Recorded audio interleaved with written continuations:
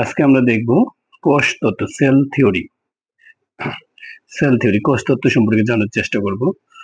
কোষ সম্পর্কে বিভিন্ন ধারণা জানার পর বিভিন্ন বিজ্ঞানীরা 1838 এবং 1839 সালের মধ্যে, যেটা হয় কি, জার্মান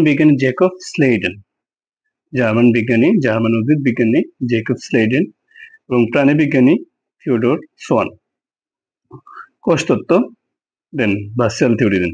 এরপর 1855 সালে জার্মান চিকিৎসক ও জীববিজ্ঞানী ভার্সো উনি কি করেন, কোষ তত্ত্ব বা সেল থিওরি প্রদান করেন।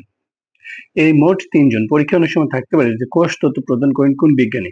এক নম্বর থাকবে জার্মান বিজ্ঞানী জেকব স্লেডেন, 2 নম্বর প্রাণী বিজ্ঞানী থিওডর সোয়ান এবং 3 নম্বর ভার্সো। আমরা যদি বলি জেকব স্লেডেন, থিওডর সোয়ান এবং ভার্সো, তিনজন বিজ্ঞানীর নাম দিলেও বলবে যে কোষ তত্ত্ব প্রদান করেন না কোন বিজ্ঞানী অন্য আরেকজন বিজ্ঞানীর নাম দিয়ে দিল, এটা সত্য নয় বা নিচের কোনটি সত্য। কোষ তত্ত্ব প্রদান করেন জেকব স্লেডেন, থিওডর সোয়ান, ভার্সো। এবার কোষ তত্ত্বের মূল কথা। এবার আসি আমরা কোষ তত্ত্বের মূল কথা। কোষ তত্ত্বের মূল কথা এখানে 3টি পয়েন্ট আকারে আছে।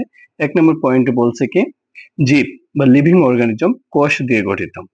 জীব তথা লিভিং অর্গানিজম কোষ দিয়ে গঠিত। 2 নম্বর বলছে কি, কোষ জীব বা জীবনের গাঠনিক ও কার্যকরী ক্ষুদ্রতম মৌলিক একক। জীব বা জীবনের গাঠনিক ও কার্যকরী ক্ষুদ্রতম মৌলিক একক। 2 নম্বর বলছে কোষ জীব বা জীবনের গাঠনিক ও কার্যকরী ক্ষুদ্রতম মৌলিক একক। 3 নম্বর বলছে সকল কোষ পূর্বস্থিত কোষ থেকে সৃষ্ট। 3 নম্বর পয়েন্ট বলছে সকল কোষ পূর্বস্থিত কোষ থেকে সৃষ্ট। ধন্যবাদ।